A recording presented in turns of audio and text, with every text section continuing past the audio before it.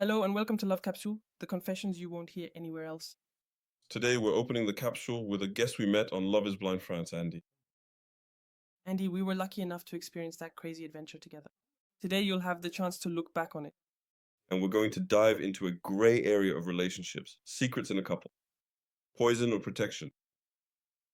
So, Andy, first, can you introduce yourself a bit for those who don't know you? So, Andy, I'm 38 years old, single. I'm a software engineer, as mentioned. To put it simply, I make websites and everything related to that. That's cool. And so, can you tell us a bit about how you experienced? Well, I found the experience very intense. You're cut off from the outside world. For about 10 days, you're inside these unique pods. You go on blind dates. You really open up completely and in a very authentic way.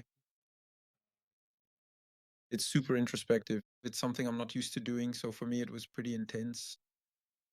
Would you say that this experience changed you? Your view on romantic relationships? Wow, I would honestly say that this entire experience has truly changed the way I now approach the process of meeting someone new. Thank you, Andre, for your openness. Now, we're really going to get to the heart of the matter. In your opinion, in a couple, does a secret always destroy trust, or can it sometimes protect the relationship? Does a secret always destroy trust?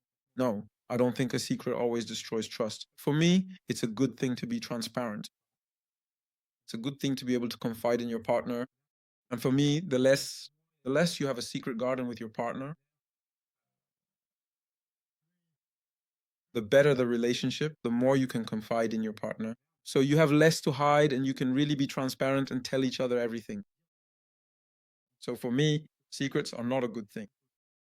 On the other hand, as you said, can it protect against erosion? Yes, in certain situations, it can protect against erosion. In the sense that if both of us don't have the same understanding of certain things, or if we don't receive information in the same way, I think sometimes you save a bit of time and energy by keeping a small secret. That's true. Have you ever kept a secret in a relationship? Of course, I've kept a secret before. It won't be the name of the relationship, don't worry. Of course, I've definitely kept secrets before. Certainly, I've had relationships that have evolved over time.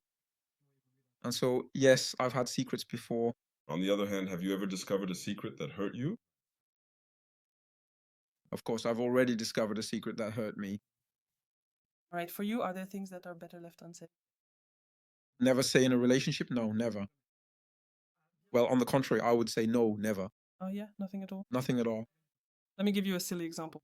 Like anytime we were talking about it with Jonathan, if your girlfriend asks you if you've ever cheated on one of your exes, Of course, you have to say it. say it. No problem with that. On the contrary, you should be able to talk about it.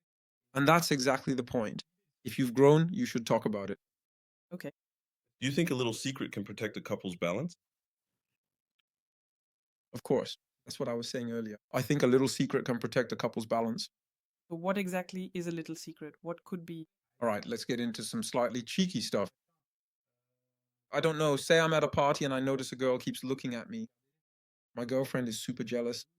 I'm not going to tell her, like, did you see that girl over there? She keeps looking at me. I consider that a little secret that doesn't mean anything. She looked at me, we each go home, and that's it. And if one of your coworkers tries to hit on you, do you tell your girlfriend or not? Because you see her every day. I think the first person concerned isn't my partner. That's just my opinion. I think I would talk directly to the person who's attracted to me. I hope that would calm things down, but if it goes any further, I'll have to talk about it with my girlfriend. And on the other hand, does a big secret always end up coming out? That's a good question. Does a big secret always end up coming out? Yes, of course. I think so. If it's a long term relationship and you're planning a future together, I think so. So, In your opinion, are secrets always a form of betrayal? no, I personally don't necessarily think that all secrets are a betrayal. No, sorry. I don't think it's a good thing. I don't think all secrets are a betrayal. That's an interesting question. I think that you believe little lies, like hiding an attraction or a negative thought, can actually help a relationship last. I think so. I think so. I wouldn't say that it's true for all relationships, but yes, I think it can be useful. An example? I don't like it when my partner, for example, cuts vegetables and risks hurting herself. It annoys me every time. I'll tell her once, but if I repeat it every day, I think at some point it's going to get to her. Lose it. I'll tell her once, and then after that, I'll just cross my fingers. There you go. It bothers me, but I hope that Is total transparency truly an illusion, or is it actually an attainable ideal? yes, I think it's possible. I think it's really not easy, but I think it's possible. Do men and women in general tend to handle secrets in the same way? Or are there differences? That's a good question. To me, those are really gendered ideas.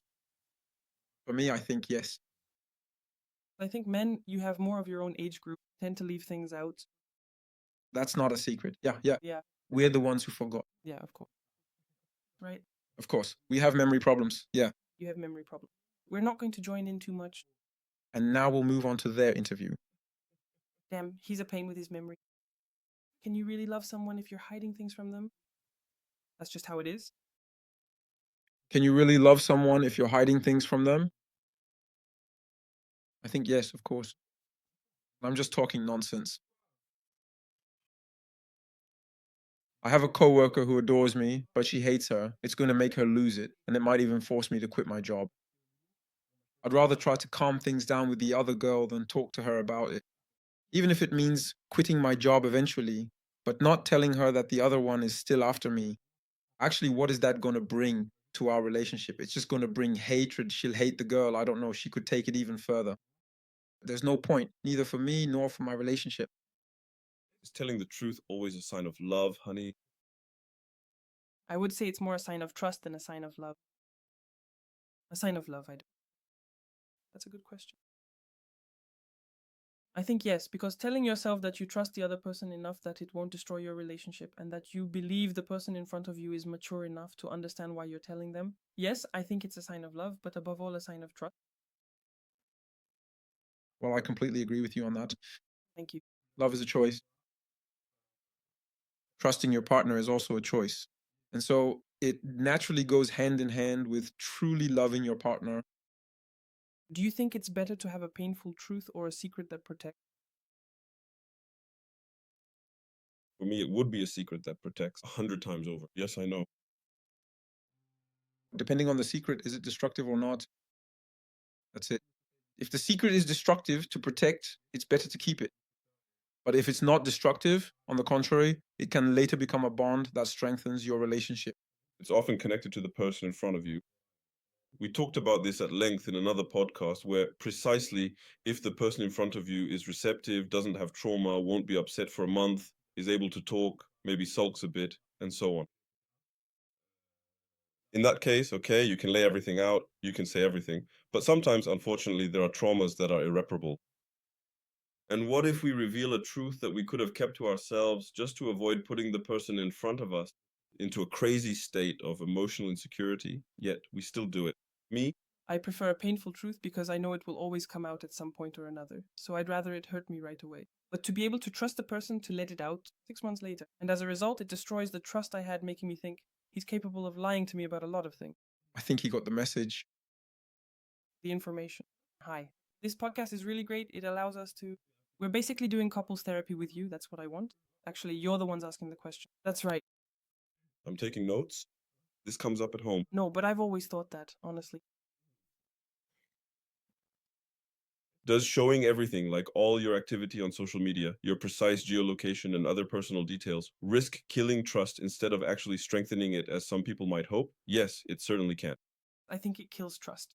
When you're forced to share your location, to give your codes, Instagram, etc., to me, it already means there's no trust anymore. As someone who loves freedom, I would feel watched every second. I don't think it's a good thing. Some parents do this with their children, and I think they go a little crazy wanting to check all the time where their kids are. They have cameras, wanting to watch the cameras all the time and thinking, oh, maybe there's something going on. I think that's too much. And it becomes oppressive, I think, in a relationship. If you can't manage to trust the other person already It's a dream. with the right person, Of course, but it's true that if you do it all the time and it becomes a constraint, something your partner imposes on you, then yes, you have trust, but you also need to be able to show it when it's asked for. Yes, I agree. Well, I'm a bit uneasy. I don't feel good about it. Show me that specific conversation. Show me something. If you can do that, it's fine. For me, as long as it's occasional and not 24/7, it's fine. Yes, absolutely. I agree with you. It's about being transparent. Yeah. She's transparent with her partner. There's no problem. Actually, when there are real reasons, there's no problem. Now, if it turns into surveillance, it's not a big deal. I'm noting that I could ask you for any conversation and you'd give it to me. It's recorded. It's recorded. Actually, She notes everything down. She notes everything down, and then she sends me the stuff like that. Just like that. see how clever I am? Now, as we continue, let's move on to the punchline part in our discussion.